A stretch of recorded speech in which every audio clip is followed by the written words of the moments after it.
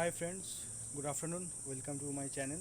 এখন বাজে ঠিক বিকেল 5টা এবং বিকেল 5টায় আমি আমার এই সময়টা কাটাই আমার বাড়ির ছাদে উইথ মাই স্পেশাল ফ্রেন্ডস। আগের একটা ভিডিওতে তোমাদের সঙ্গে পরিচয় করিয়েছি আমার স্পেশাল ফ্রেন্ডের, এবং আজকে দেখাবো যে আমার ছাদটা কেন বিকেলবেলায় আমি আমার ছাদে কাটাতে ভালোবাসি।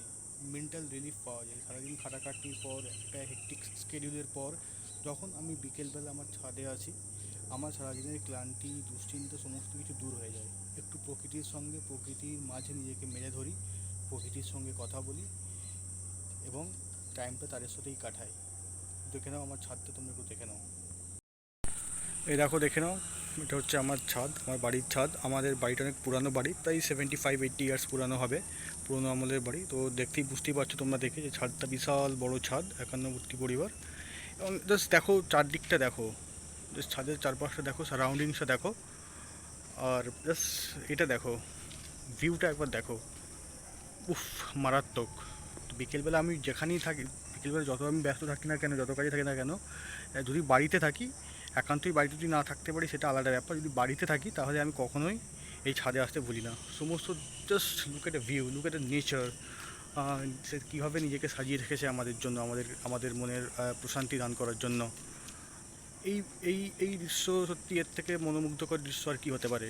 আর এখানে এলে এই দৃশ্য দেখে মন ভালো না হয়ে পারে না। তুমি যতই টেনশানে থাকো, যতই তোমার লাইফে প্রবলেম থাক, এই দৃশ্য একবার যদি দেখো। পার্টিকুলারলি একটা জিনিস আমি তোমাকে দেখাবো, যে জন্য মেন আসা, এটা ঠিক ফটোটা আসছে না, এই ক্যামেরা ভালো না, ভিডিও ঠিক আসছে না। এটা কৃষ্ণচূড়া গাছ, ঠিক সবুজের মাঝখানে, চারিদিকে সবুজ, তার মাঝখানে এই কৃষ্ণচূড়া ফুল, লাল ফুল পুরো গাছে ভর্তি হয়ে আছে। এক অপরূপ দৃশ্য, সামনে থেকে না দেখলে দেখা যাবে না। খুব সুন্দর দৃশ্য। তো এটা আমি একটা কথা তোমাদেরকে বলবো বা তোমার সাথে শেয়ার করতে চাই, এটা আমি পার্সোনালি বিলিভ করি। যদি আমরা প্রকৃতির সঙ্গে সময় কাটাই বা প্রকৃতির সাথে কথা বলি, দেখবে অনেক টেনশন কিন্তু দূর হয়। অনেক সময় মানুষকে আমরা প্রবলেম বলি, মানুষ কিন্তু সেই প্রবলেমগুলো শুনে হেসে উড়িয়ে দেয় বা তাচ্ছিল্যের সাথে উড়িয়ে দেয়, বা শুনে ক্ষণিকের আহা উহু করে, তারপর ভুলে যায়। বাট প্রকৃতি সেটা কিন্তু করে না। সে কিন্তু আমাদের সমস্ত কথা মন দিয়ে শোনে এবং আমাদের মনে প্রশান্তি এনে দেয়।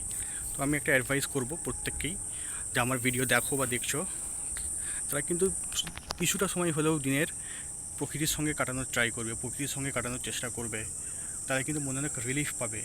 সবুজ সবুজ চারিদিকে, যে সবুজের যে দৃশ্য, সবুজের যে খেলা, সবুজের যে মেলা, এটা যে কী প্রশান্তি আনে মনের মধ্যে, যে কী খুশি যাবে আর কী সুখ যে নিয়ে আসে, এটা কিন্তু বলে বোঝানো যাবে না। আমি কিন্তু এটা অনুভব করেছি, আমার ক্ষেত্রে কিন্তু এটা টেস্টেড।